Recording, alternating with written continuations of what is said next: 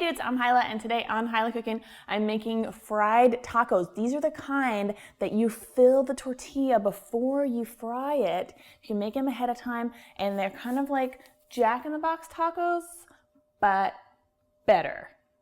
Yeah, I went there. They are better.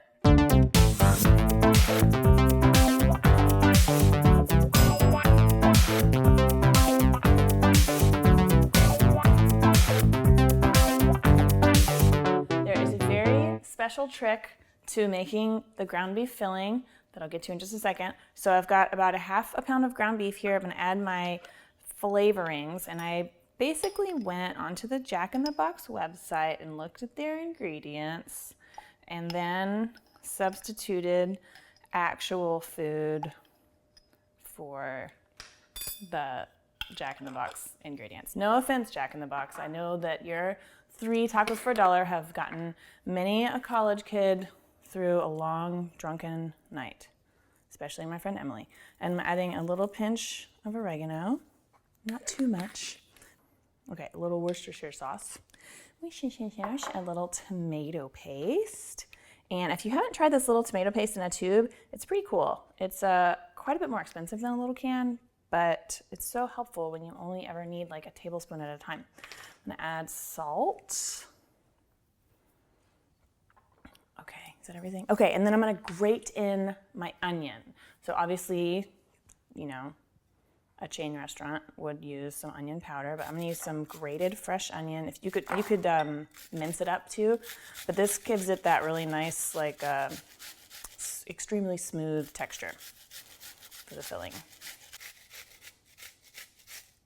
So get this all mixed together. Okay, once that's pretty uniform, we're gonna add the real secret to making a smooth ground beef filling, and that's some water. And pretty soon, right before your eyes, this is gonna turn like super gross looking, but bear with me, just trust me. Okay, we're gonna cook our meat. I'm gonna just put it over a medium heat, a warm skillet, and just plop this delicious mixture right on in there. And you want to just start moving it around, breaking it up. The water, like I said, is going to help us achieve that really like crumbly, fine texture, but you still need to make sure you're moving it. I did a healthier version of crispy tacos a few years ago that was like with baked tortilla shells that you fill afterwards, and that's always how we would get them in Texas. It was always like a fried shell that was filled after it was fried or baked, whatever. But then out here in LA, like almost every restaurant serves this kind of fried taco where it's like the tortilla is folded over and filled and then the whole thing is fried. And it's so different. You wouldn't think it would be such a difference, but it really is. And it's such a nice, you know, kind of special thing. And then also Jack-in-the-Box makes them like that. Okay, so the meat you can see is like less pink. It's kind of hard to tell because the chili powder's in there, but you can, I think once you're actually cooking, you can tell. But you can see there's a lot of liquid coming out from the water. So I'm gonna add a couple tablespoons of masa, and this is masa harina. This is what corn tortillas are made out of. It's got a really nice earthy, corny flavor, and it thickens it up really well and kind of gives it a creaminess. If you don't have masa, you can use a little bit of flour. You won't need 2 tablespoons. I would say maybe like start with 2 teaspoons and then see if you need to add a little bit more. But make sure that you really cook it if you're using flour. You can see how it like thickened up. Perfect. Okay, it smells great. Looks a little bit like diarrhea, but don't look over here. I'm using some corn tortillas. So I'm gonna heat them up on the comal with, I was about to say a little bit of oil, but it's actually not a little bit. Like, I mean, we're frying these later, yes, but you wanna make sure that they're really nice and pliable so they don't break when you fold them. So just go ahead and like lube that shit up. Just gob it on there. I mean, whatever, we're not like, these are not healthy tacos. I do believe that tacos can be healthy, but these are not they. So just get both sides lightly moistened with oil. over medium-low heat. Don't burn yourself. I know you want to, don't do it. You also could use tongs, but I like to live on the edge, man. So once they're nice and squishy, throw them in there. Now we can start folding some tacos. This is a multi-step recipe. You've seen this before on TV, right? Just like a couple tablespoons of filling. Don't want to overfill them. And you fold it over, give it a little press, and scooch it over there. These are also, if you're vegetarian, these are also really good with refried beans inside. So keep that trick in your back pocket. Not the beans. I mean, you could, but like remember to take them out before you wash your pants, right? We've all been there. Okay, so now for the other step. I don't know.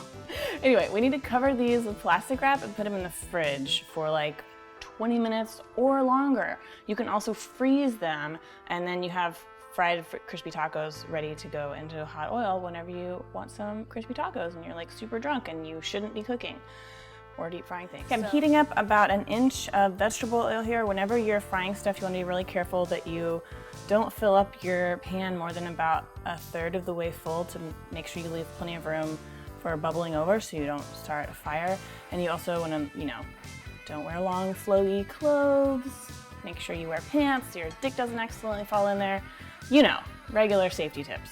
So I've got my chilled tacos. You can see they've like really firmed up.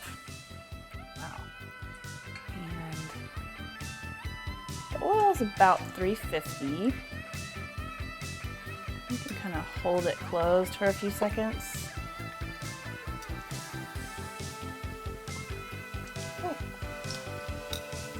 And we're gonna fry these for about 2 minutes and then give them a flip, another 2 minutes.